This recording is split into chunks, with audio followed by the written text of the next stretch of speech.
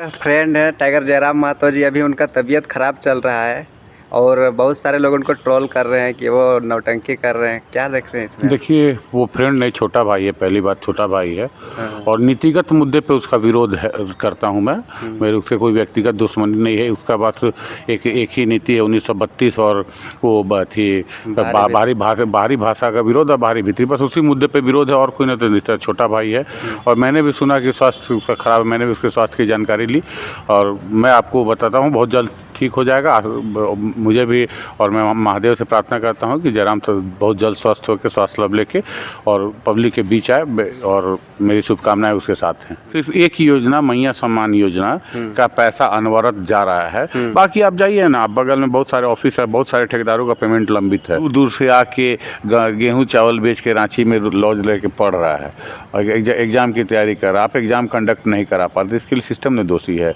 कुर्मी और आदिवासी का लड़ाई हो रहा है। अरे भैया, अगर कुर्मी भाई लोग अपने हक अधिकार की मांग कर रहे हैं, लोकतंत्र में अधिकार है किसी को अपने हक अधिकार की मांग करने का, वो केंद्र सरकार से नहीं कर रहे हैं भाई। केंद्र सरकार अगर उनको मान ली एसटी का दर्जा दे भी जाती तो आदिवासी भाई चल जाए सुप्रीम कोर्ट, हाई कोर्ट उसके विरोध में। यहाँ लड़का है, उत्साह है, अच्छा काम करे, अभी तो काम दिखेगा कि करता है नहीं करता, अभी तो भविष्य के गर्भ में, क्योंकि एक ही साल हुआ है। एक साल में लग रहा है कि कुछ कर रहा है किसी। हाँ नहीं, देखिए एक आध काम जो उसने वो अपने पेमेंट से जो बांटा या कुछ खिलाड़ियों पर प्रोत्साहित किया, वो तो अच्छा काम है निश्चित तौर पे। जो सही हो तो सही बोलेंगे। विरोध सिर्फ भारी भीतरी वाले मामले पे विरोध है, बाकी किसी मामले पे कौन सी हमारा खेत जोता है। नमस्कार, जोहार। आप देख रहे हैं थर्ड एम्पायर और हमारे साथ हैं प्रदीप तिवारी जी।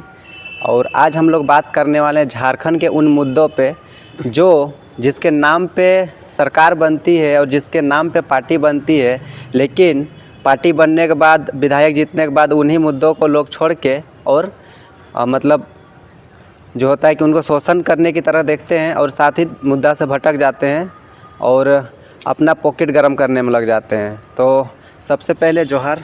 नमस्कार, प्रणाम।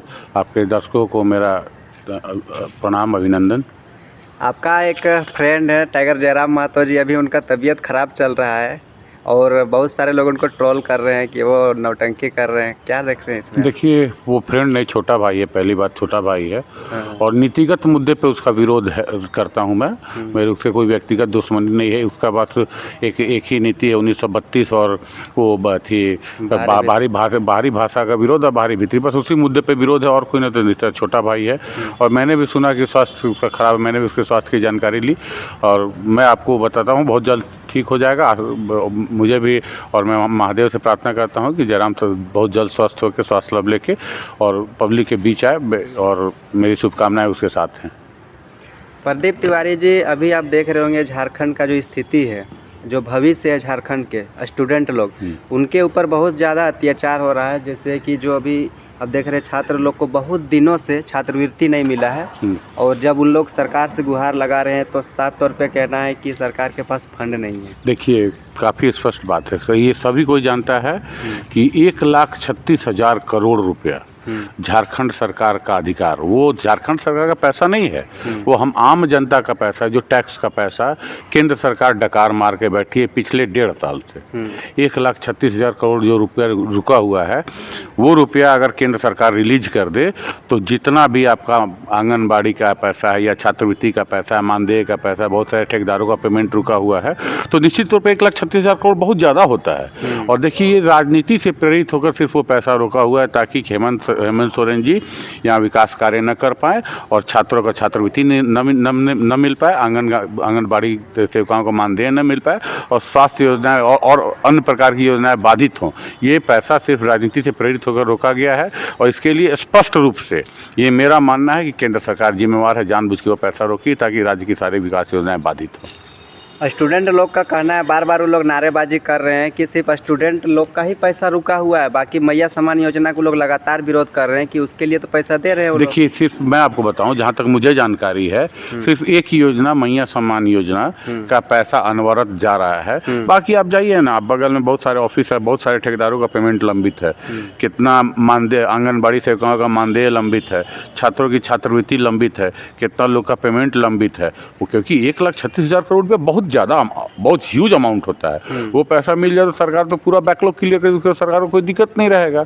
तो और निश्चित तौर पे इसे ये है कि हाँ, मैया सम्मान योजना का अनवरत भुगतान हो रहा है, ये बात सही है, लेकिन बाकी सभी योजनाओं को पैसे के अभाव में सरकार के द्वारा संचालित नहीं किया जा पा रहा है। भाई पैसा रहेगा तभी ना करेगा सरकार। अब हेमंत सोरेन और राज्य सरकार के मंत्री अपना बाबूजी का ज़मीन बेच के लायक ना करेंगे जी, तो कोई भी रहे तो ना करेगा। तो इसके लिए स्पष्ट रूप से दोषी है केंद्र सरकार है, जो कि केंद्र राज्य सरकार के हक का पैसा डकार के बैठी हुई है, कुंडली मार के बैठी हुई है। तो हमको तो लगता है कि पूरे राज्य के नेताओं को और भाजपा के नेताओं को भी एक साथ आंदोलन करके वो पैसा रिलीज कराना चाहिए। अभी देखिए कि केंद्र सरकार की जो नीति है, अभी बिहार में सरकार बना ना, देखिए कितना पैसा मिल जाएगा। यूपी में सरकार बना है ना, कितना पैसा मिल जाएगा। जानबूझ के गैर भाजपा शासित राज्यों के साथ ये हो रहा है। और हेमंत जी को चूंकि दबाने के लिए बहुत सारा ईडी पीडी सीडी बहुत हुआ, हेमंत जी नहीं दबे तो एक बात यही तरीका है कि पैसा रोक दो, निश्चित तौर पर प्रभाव पड़ेगा। और सिर्फ उसी पैसे के कारण सारी योजनाएं लंबित हैं। अभी आप देखे होंगे कि जो चुनाव था 2024 में, उससे पहले उत्पाद सिपाही का दौर चल रहा था, और वो दौड़ में लोग भर्ती होने से पहले कितना शहीद हो गए, हाँ, है ना।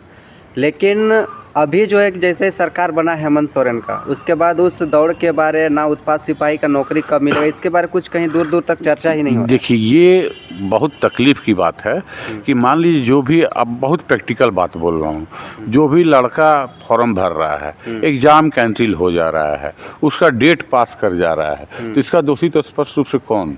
सिस्टम दोषी है, ठीक है। अब एग्ज़ाम कैंसिल होने के कारण जो मान लीजिए कि कोई हर गरीब आदमी 1,000 रुपये दे के फार्म भर रहा है, दूर दूर से आके गेहूं चावल बेच के रांची में लॉज लेके पढ़ रहा है और एग्ज़ाम की तैयारी कर रहा है, आप एग्ज़ाम कंडक्ट नहीं करा पाते, इसके लिए सिस्टम ने दोषी है। बार प्रश्न पत्र लीक हो जा रहा है, या बहुत सारा कोई कोर्ट में मामला चल जा रहा है, बहुत सारी मामला के चलते आपसे प्रतियोगी परीक्षा नहीं ले पा रहे, छात्रों को नौकरी नहीं दे पा रहे हैं। तो ये निश्चित तौर से रूप से सिस्टम का दोष है, सिस्टम का। और जिन छात्र, आप ये सोचिए कि जो छात्र फॉर्म भरते भरते बूढ़ा जाएगा, उसका लिमिट पार, एज लिमिट क्रॉस हो जाएगा, तो उसको क्या, कौन उसके साथ न्याय कौन करेगा? कोई नहीं करेगा। निश्चित तौर पे सिस्टम का दोष है, छोड़ के जाएगा। निश्चित तौर पे सिस्टम का दोष है। फिर वो अगर गलत रास्ते पे जाता है तो उसका दोषी कौन होगा? वो तो अपने जी जान लगा पढ़ाई की तैयारी कर रहा है, एग्जाम फीस भर रहा है, एग्जाम कैंसिल हो जा रहा है। अभी तो अब देखे होंगे सोशल मीडिया में कोई लड़का लोग आ रहा है कि हम टेररिस्ट बनेंगे। बट ऑब्वियस भाई, जिसका ड्रीम है सरकारी नौकरी लेना और सरकार के फेल्यूर के कारण उसको नौकरी नहीं मिल पा रहा, तो पेट पालने के लिए तो कुछ भी करेगा ना यार। और ये सिस्टम यही नहीं, अभी यूपी में भी एग्जाम कैंसिल हुआ, बिहार में भी एग्जाम कैंसिल हुए। पूरे ये दुर्भाग्य है कि छात्रों के साथ ये मतलब कि अन्याय हो रहा है, इसको सुधारना पड़ेगा। और मैं हेमंत जी से आग्रह करूंगा आपके माध्यम से कि कम से कम जो एग्ज़ाम का कैलेंडर उसको तो रेगुलर रखिए, चाहे बाई हुक और बाई कुक एग्ज़ाम का कैलेंडर को रेगुलर रखिए, छात्रों को नौकरी मिलनी चाहिए। तो भ्रष्ट अधिकारियों का आखिर हेमंत सोरेन निकालते क्यों नहीं है? देखिए भ्रष्ट अधिकारी अब पकड़ाए तब ना, अभी तो देखिए कौन कौन पकड़ाया था भ्रष्ट अधिकारी। तो हेमंत जी ने कहा था कि पेपर लीक करने को 10 वर्षों की सज़ा दी जाएगी। और भ्रष्ट अधिकारी जो है उसका प्रमाण दीजिए। अगर हेमंत सोरेन का हम गारंटी देते, प्रमाण दीजिए, छाती पे चढ़ के हम तांडव कर देंगे कोई भी भ्रष्ट अधिकारी का जो कि छात्रों के भविष्य के साथ खिलवाड़ को, छाती पे चढ़ के तांडव करने का जवाबदेही हम लेते हैं। अभी झारखंड में देखे होंगे पूरा मामला गर्म है जात पात को लेकर, और जैसे एक सर्वे यह मानते हैं लोग कि झारखंड में जो आदिवासी की जनसंख्या है वो 25-26% है, और जो कुर्मियों का संख्या है वो लगभग 12 से 22% आसपास में, इस बीच में भी पूरा मतलब ये हुआ नहीं है। तो आखिर मान के चलिए कि राज्य का आधा आबादी अगर इसी में उलझा रहेगा, चाहे स्टूडेंट हो चाहे जो कमाने खाने वाला हो, अगर इसी में उलझा रहेगा तो क्या लग रहा है कि आने वाला समय में झारखंड आगे जाएगा? काफ़ी स्पष्ट बात मैं कहना चाहता हूं कि ये झारखंड आज 25 साल का हो गया।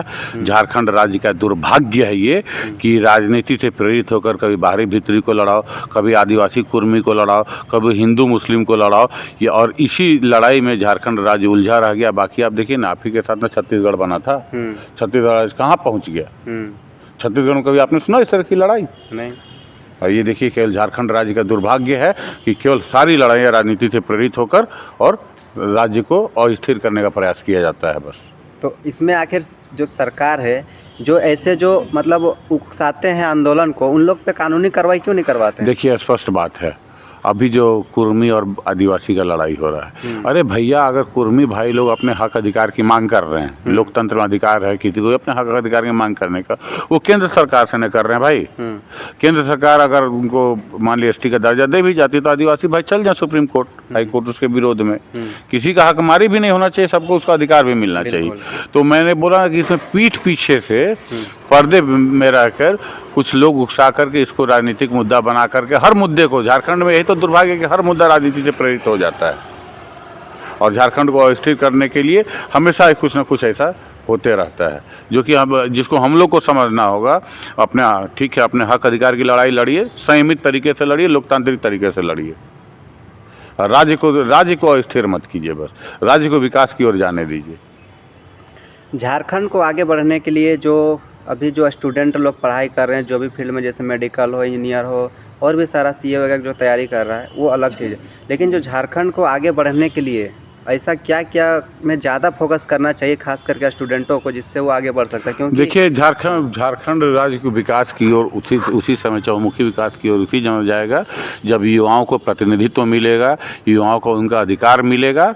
और जैसे पहले तो मैं जितना एग्जाम का बैकलॉग है उसको सरकार अगर एकदम वारपूट स्केल पे क्लियर कर देना है तो झारखंड का आधा मसला तो इसी तरह ख़त्म हो जाएगा।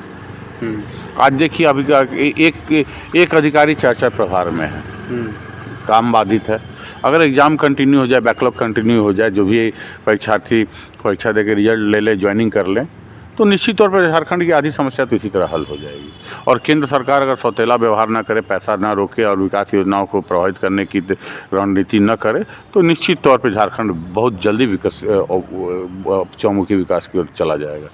तो केंद्र सरकार फिर सिर्फ झारखंड के साथ ही ऐसा क्यों कर रहा है? इसलिए ना भैया कि यह केंद्र शासित गैर भाजपा शासित ये है ना। अच्छा। हेमंत जी देखिए, हेमंत जी को जानबूझ के ईडी सीडी पीडीपी कितना बार किया गया। हेमंत जी ने कहा कि एक भी जमीन सिद्ध कर दी हम जेल जाने के लिए तैयार, राजनीति छोड़ देंगे। कहाँ प्रूफ कर पाए ईडी? और ईडी प्रूफ कर पाता तो हेमंत जी बाहर थोड़े रहते। ये भाजपा की कुत्सित राजनीति है कि जिस राज्य में उसकी सरकार ने उस राज्य का विकास को डिस्टर्ब करना है। अभी बीजेपी तो बहुत बहुमत के साथ में बिहार में बनाया। देखिए, बिहार में बहुमत के साथ में सरकार बनाया, बधाई, लेकिन इतना भी बहुमत अप्रत्याशित बहुमत था।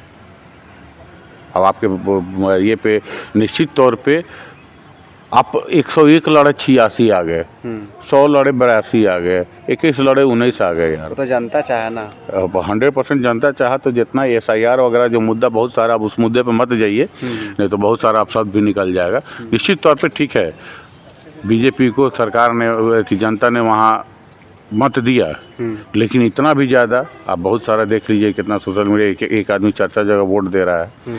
ये सब निश्चित तौर पर यार लाठी के बल पे, मोदी जी को लाठी के बल पे शासन करना आता है।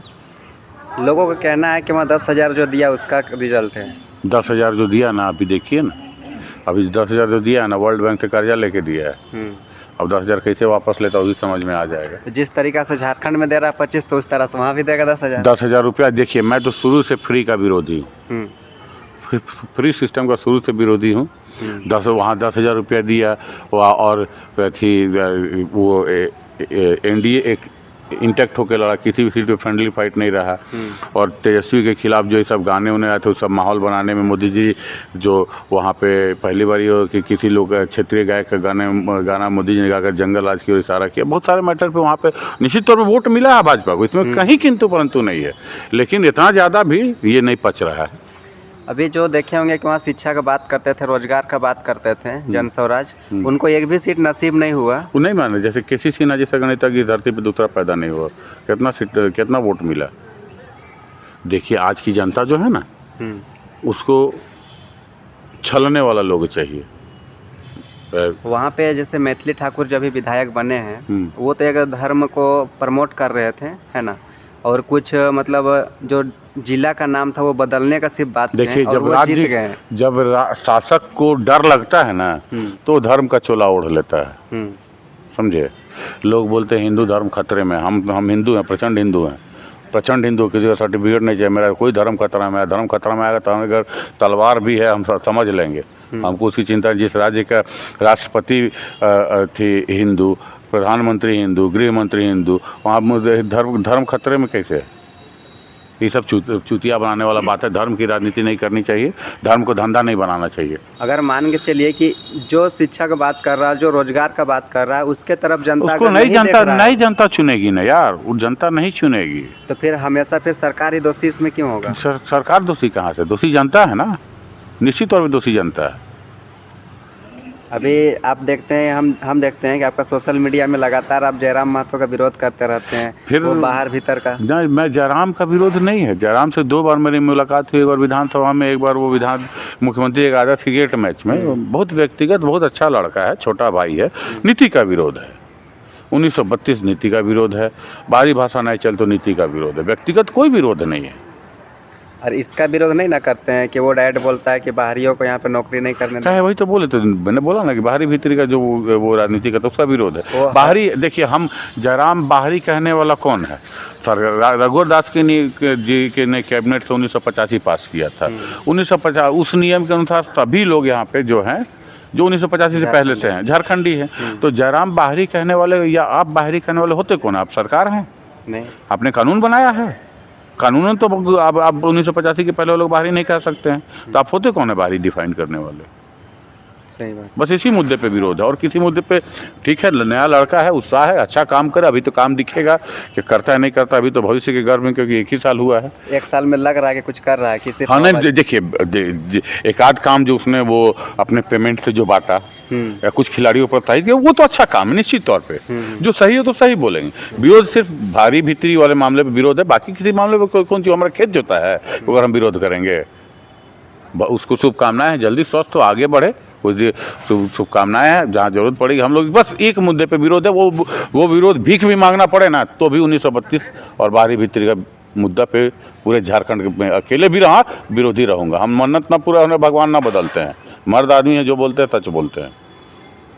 तो अभी आप देख रहे थे प्रदीप तिवारी जी को, इनका साफ तौर पे कहना है कि मैं जयराम महतो को किसी व्यक्तिगत रूप से नहीं करता हूं, उनका जो मांग था उस चीज़ का मैं विरोध करता हूं। बाकी अपडेट के लिए हमारे साथ बने रहें। धन्यवाद, जोहार।